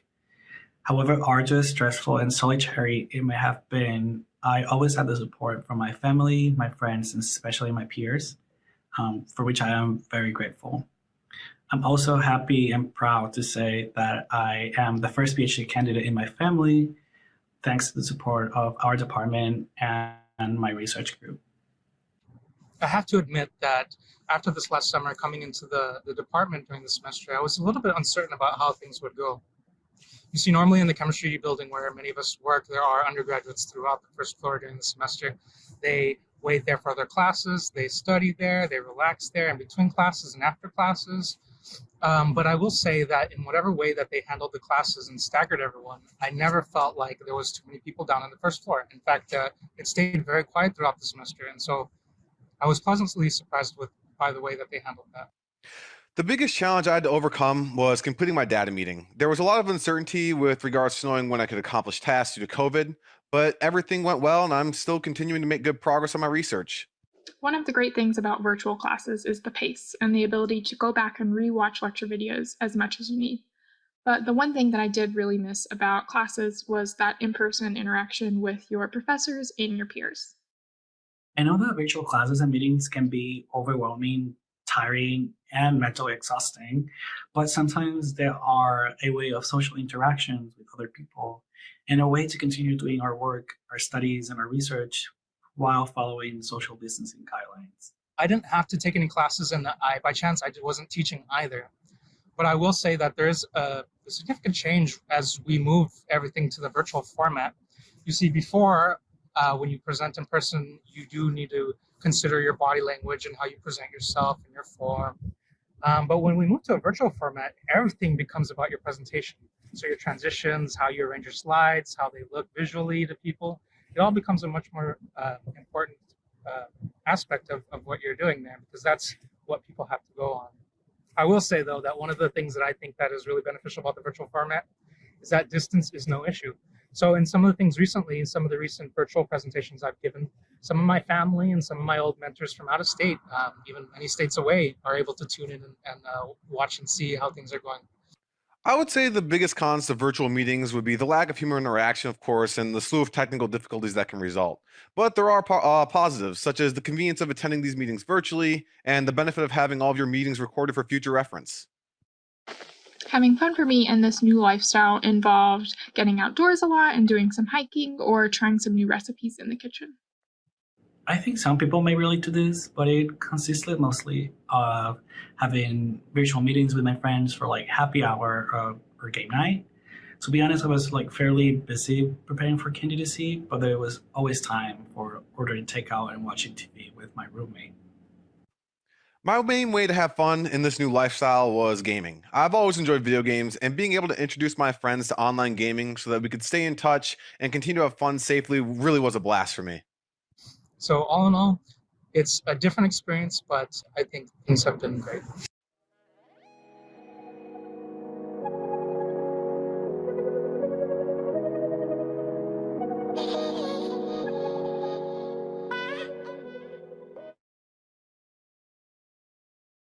If you're interested in chemistry and its smart scholars, please consider giving a gift at the link below. In the next segment, we have a special guest joining us to talk about the impact of LSA scholarships. Tom Harani is one of our many motivated students whose LSA experience was impacted greatly by gifts from our departmental donors. He's here with us today to talk more about those impacts. Hi, Tom. Hi, everyone, and happy Giving Blueday. Happy Giving Blueday. So we've had a chance to talk, but the audience doesn't know you yet. Could you tell us a little bit about where you're from, how you got to U of M and LSA, how you chose your major, things like that? Yeah, so I'm a senior now at the University of Michigan from Grand Rapids, Michigan. I am majoring in philosophy, politics, and economics with a double major in Spanish as well. I decided to choose that major because I'd always had an interest in government and politics and, just sort of the national environment that's been going around the country. And something that also helped me push towards down this line was one of the scholarships that I had as well. So that was a really important thing that helped me choose my major as well. Got it. So that's the Alvin M. and Arvella D. Bentley Public Service Scholarship. Is that right? Yep, that's right. And that scholarship was, oh, sorry, go ahead. No. I was just going to say it's also called the Bentley Scholarship. So tell us more about that Bentley Scholarship. Yeah, so when I just had gotten admitted to the University of Michigan, I went out to Wolverine Access, filled out the scholarship profile, and one of the little buttons there said, "Are you interested in public service?" And I said, "Of course I'm interested in public service. Why wouldn't I be?" And then they called me up and asked me to come in for a few interviews. I went in, I had to answer a bunch of questions about why I wanted to go to college and what did I want to do with my future and all those types of things. A few weeks later, I ended up getting this 4-year public service scholarship, and all it was, hey, here's this money to help you get through school. Do what you can to get into public service, to do what you want to do. And it was a fantastic opportunity. It allowed me to do so much during my time here and really relieved a lot of the stress that I had to get what I wanted to do. That's awesome. So I also understand that you received another scholarship for study abroad. So tell us where you studied and what you did there. Yeah, that's right. Like I mentioned earlier, I'm double majoring in Spanish. So I did a study abroad program to Spain. The study abroad scholarship was what brought me to that study abroad program because it helped me cover pretty much all of the costs of the trip. I ended up going to Spain, like I said, Salamanca, and I was there for 8 weeks, and it was a fantastic experience. Again, it was the first time I had been out of the country, and I definitely would not have been able to do that without a scholarship. And it also really made me think to myself, yeah, I do want to major in Spanish, before I was just sort of doing it, because I had done it in high school, but now I was like, oh, this is really cool that I can talk to people in another language. So that was awesome. Awesome. Yeah, so it sounds like that funding gave you the opportunity to kind of figure out what you wanted to do, which is really cool to hear. So it sounds like, you're a senior, so you're coming to the end of your college career. What would you say is one of your favorite memories of being at the university? Oh gosh, well, that's a tough question. So if we're gonna go pre-pandemic time, I'll say sitting in the big house, and when everybody's everyone's there, the energy is just unbelievable. I'm gonna say post-pandemic time, I love sitting out in the diag with friends and just sort of talking to people, wearing obviously wearing our masks and social distancing, but it is a fantastic time as well to just be with people and be sitting out on the beautiful campus that we have. Yeah, I miss that. I can't wait till we can get back to that pre-pandemic activity. So is there any advice that you think that you would give a student who's looking to make the most of their time at LSA? I would say apply for as many opportunities as you can. It really makes your time when you get off campus, whether or not that be with a club or for a study abroad program or whatever it is. It's really worth it to just get involved in as many things as you possibly can as early as you can, because you don't want those regrets when you get to senior year. Absolutely. All right, that's awesome, Tom. So last question for you. What do you think is next? Well, considering I have a public service scholarship, I'm hoping to get a job somewhere in public service. So as I go to graduate in May, I'm hoping to move out to Washington, D.C. And get a job there, which again, I had a scholarship that brought me out to DC as well that helped me pay there during my time there. So that's another thing. Donate in the link. But yeah, so I'm hoping to get to DC before after I graduate. Awesome. Well, as hard as you've worked here, I'm sure you'll go far. Thanks again for joining us, Tom. Thank you. As a reminder, the Need-Based Scholarship Fund is a one-to-one match for this Giving Blueday. If you're interested in supporting students like Tom, now is the time to make sure your donation has the most impact possible. We have just a few minutes remaining until we announce the winner of the Zoom-A-Thon social media giveaway. I can't wait. All right, y'all. Head on over to our Instagram channel. That's @UMichLSA and comment on the Zoom-A-Thon post. Every account that comments with the emoji combo of a maze heart, chipmunk, and blue heart will be entered for a prize package. This is your last chance to win some LSA swag. Next up, we'll hear from the Science Learning Center, which provides academic support to students enrolled in STEM courses. That's right. Through peer-led study groups and both drop-in and appointment-based tutoring, the SLC helps students pave their way to success in STEM. Let's check them out.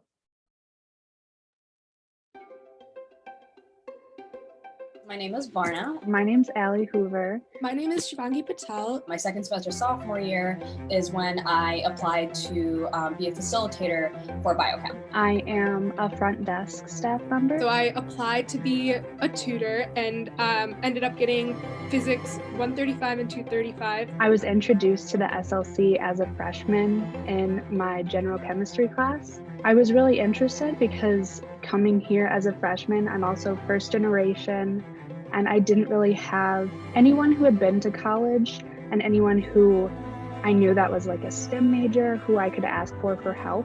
So I was immediately drawn to the SLC. I would definitely say that the SLC played a huge role in just shaping the way that I approach STEM material and content. And even now in grad school, I definitely gravitate towards forming study groups. I felt like I was a part of like a community, which is what the Science Learning Center honestly is a community.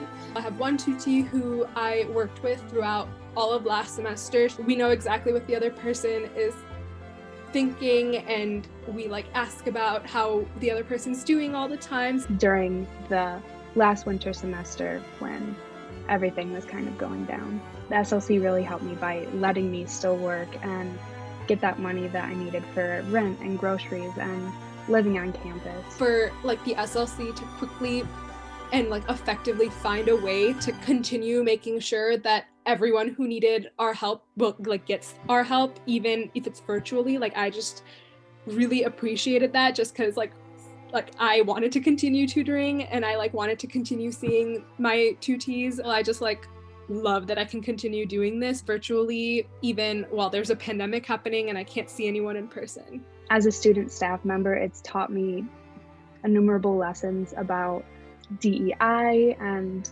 how to be welcoming and how to create an inclusive environment. I think the Science Learning Center is the only program that I was a part of at Michigan that was equally invested in both like DEI and professional development. You know, microaggressions, biases, stereotypes, they are all starting like well before you enter the workplace.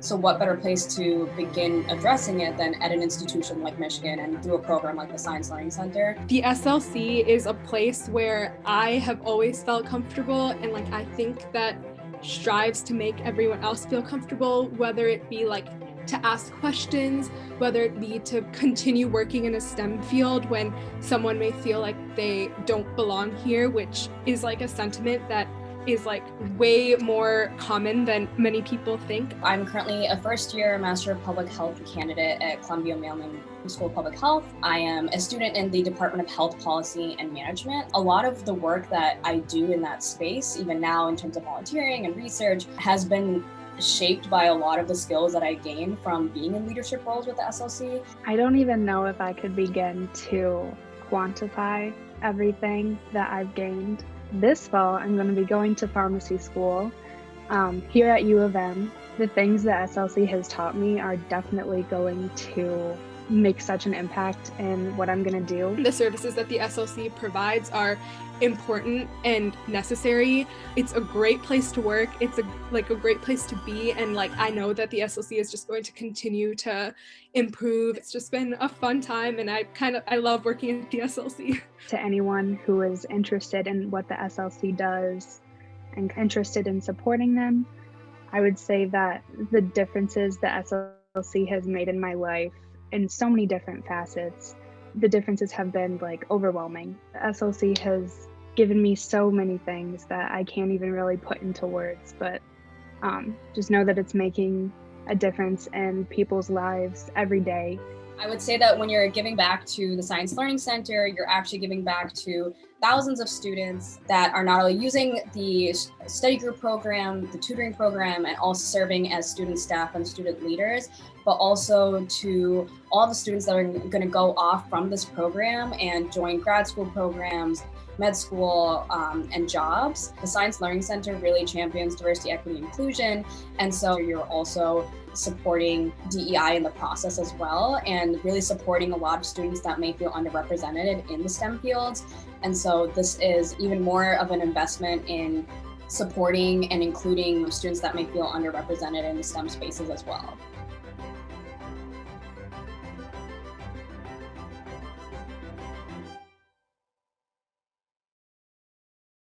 If you're interested in supporting the Science Learning Center, check out their link below. Hey, Kai, guess what? What? No, you have to guess. Just tell me. All right, fine. Do you know what time it is, Kai? Oh, I do. I do know what time it is, Cecilio. It's time to announce the social media giveaway winner. That's right. We are so excited to announce the name of a lucky social media commenter. As a reminder, we asked you to go to our Instagram page and comment on the Zoom-A-Thon post using a special emoji combination. we've randomly selected one of those commenters to win a cool prize package. Let's do it. Okay, drum roll, please. The winner is a winner whose username I'm totally going to butcher, Ranak May. So at RANOKMAI. Again, at Ranak May. With the first name Connor. Congratulations, Connor. Our social media team will reach out to you via DM. Go Blue, and happy Giving Blueday. Happy Giving Blueday. Our next department is a twofer. We'll be hearing from the Ecology and Evolutionary Biology Department, also known as the EEB. Ah, the EEB. Right, the EEB. No, the EEB. Oh, honey, you'll see what I mean. We'll also be learning about the Herbarium and the Museum of Zoology, which I've heard hosts some of the most impressive collections in the country. Let's check them out.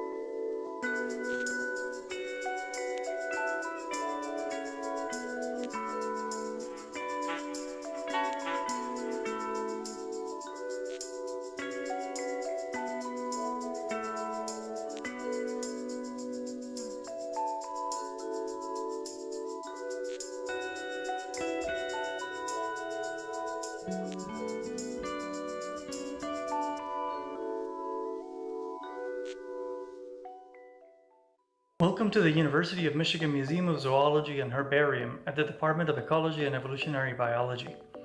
Our collections include over 15 million specimens of plants and animals from around the world and collected over nearly 2 centuries. They are an irreplaceable resource for studying mammals, birds, amphibians and reptiles, fishes, mollusks, mites, insects, and all kinds of plants and fungi.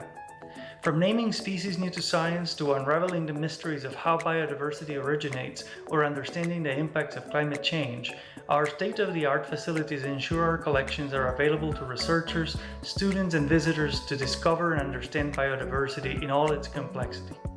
Undergraduate and graduate students have unmatched opportunities to learn from and do research with the collections. Dozens of visitors, national and international, also come to study the collections each year. Partnerships across the university, with state and federal agencies, and with collaborators across the globe ensure that our collections continue to grow and remain an invaluable tool in understanding and protecting biodiversity at the University of Michigan and beyond. So you might wonder, why do we collect? To contribute to the global effort to share digitized specimens, data, and genetic resources, these specimens, collected from the past and present, can be used to answer the complex questions of our planet's future. To provide specimens and resources for students performing independent research projects. So that we can CT scan specimens to learn about their morphological traits and characteristics, as well as their evolution. To discover and to document the world's biodiversity. Here in the insect and arachnid collections, we study these smaller organisms that make up the vast majority of species in the world and that are still very poorly known. For the scientists of tomorrow, so that they can do innovative research with technology that we can't even dream of today. To provide a reference repository of biodiversity. In the midst of a biodiversity loss crisis, some of the samples found in this room are no longer represented by living members of that species. Many of the medicines we use were originally found in plants and fungi and then synthesized. By preserving specimens of the original plants and fungi for future study, we may find the original version of medicines as well as new medicines. Because knowing the identity of the animal host is absolutely critical to stopping the next global pandemic. To take a snapshot of the species diversity that exists at a given place at a given time. The first step in any successful conservation effort is determining what it is you're actually protecting And so we can use these specimens when we're making decisions about policies to conserve habitats and species. To learn about our planet and protect its future. We collect. We collect.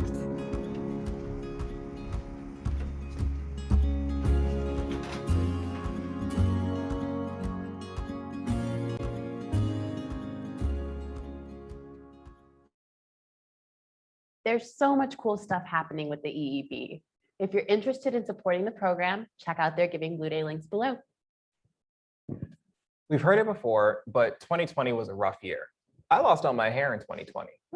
I really miss those luxurious locks, Cecilio. But yes, it's not just a global pandemic. There were countless other surprising, stressful, and unfamiliar events across the globe. I think I lost a lot of hair too.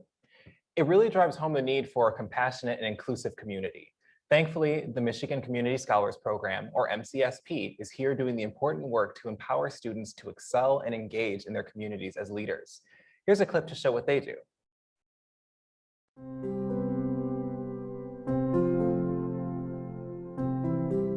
MCSP is a welcoming community that really wants every member to feel like they belong and works extremely hard to make sure that nobody falls through the cracks. It's an amazing program, and it opens so many doors for you through the classes you take and the faculty you meet and the peers that you develop friendships with. The best part of MCSP is you get a chance to live in a community in which people have the same goal as you. You are all trying to make positive change to the society and make a better world.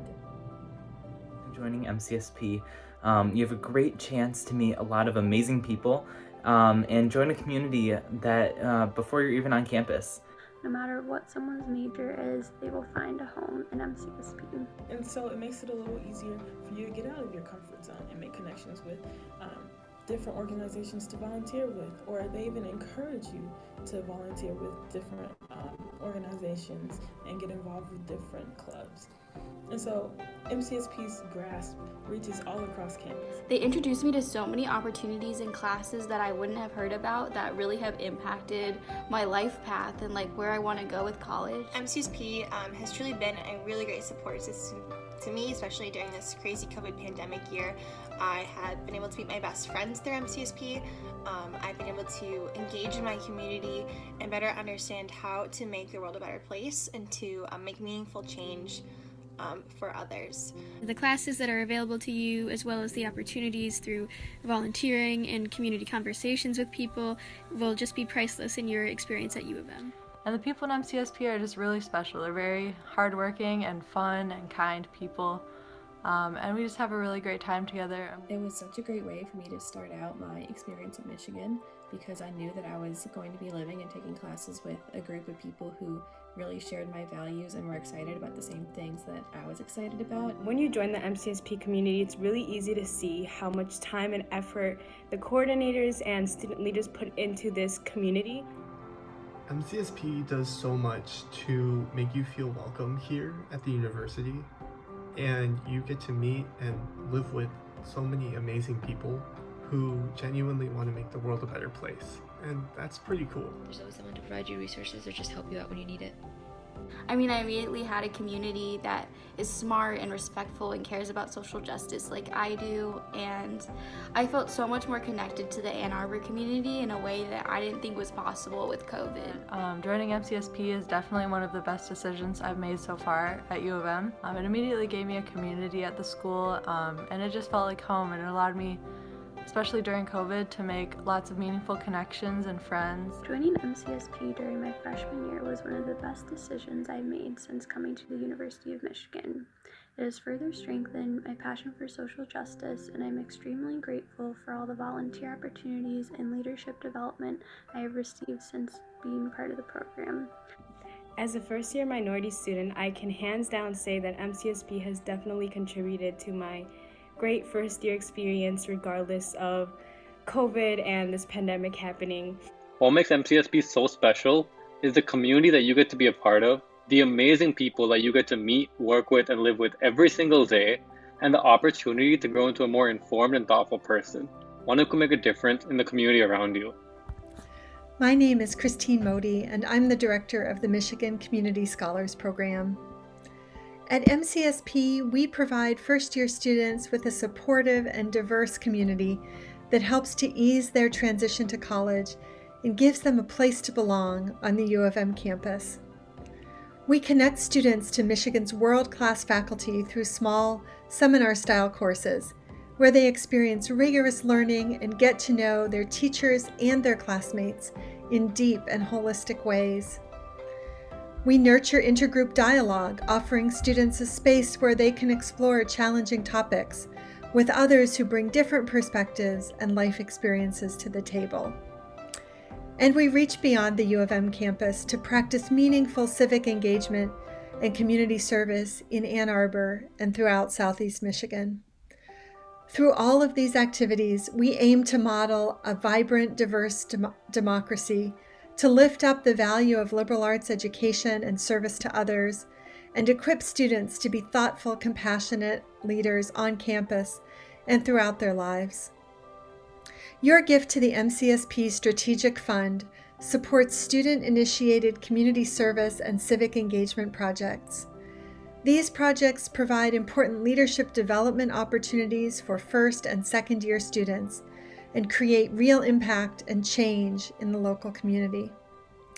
I hope you'll join me on Giving Blueday to support our students' creative efforts to make our community and the world a better place. Please make a gift to MCSP today. If you're inspired by this empathetic and empowering community of leaders, please consider making a donation to MCSP at the link below. Wow, Kai, we are now officially through all of our department highlights. Whew. As we begin to wind down, we'd like to welcome the Director of Digital Fundraising for LSA Advancement, Michael Reed. Hi, Kai and Cecilio. Thanks so much for having me and for being such wonderful hosts tonight. Giving Blueday is my favorite day of the year. It's an amazing day to celebrate philanthropy with our generous donors and, most importantly, support our LSA students and amazing programs. I wanted to take a special second and say a thank you to a few of our matching donors. Cindy Bates, Chris Jacksa, Tim Svitkovich, Steve and Dana Aronson, Sandy and Dick Simon, Luke Kang, David and Dina Siagna, and 2 anonymous donors. They all donated the funds to support the leaderboard and power hours that you've been updating us on tonight. We actually have another power hour that's starting here right at 6 o'clock, so make sure to give to your favorite department or program. I would end with a thank you to all our Giving Blueday donors today, but I think we have someone's even better than that wanted to say a few words.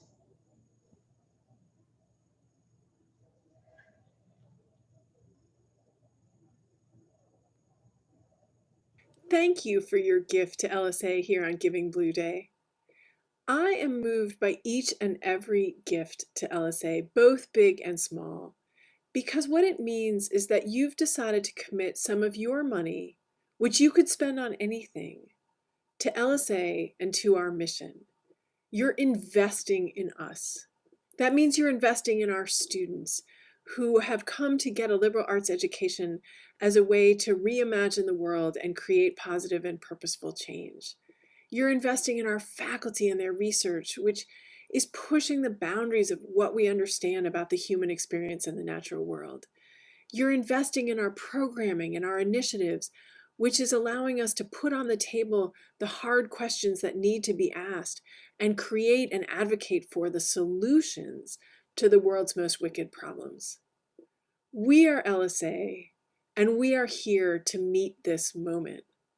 Thank you for trusting us and for investing in us.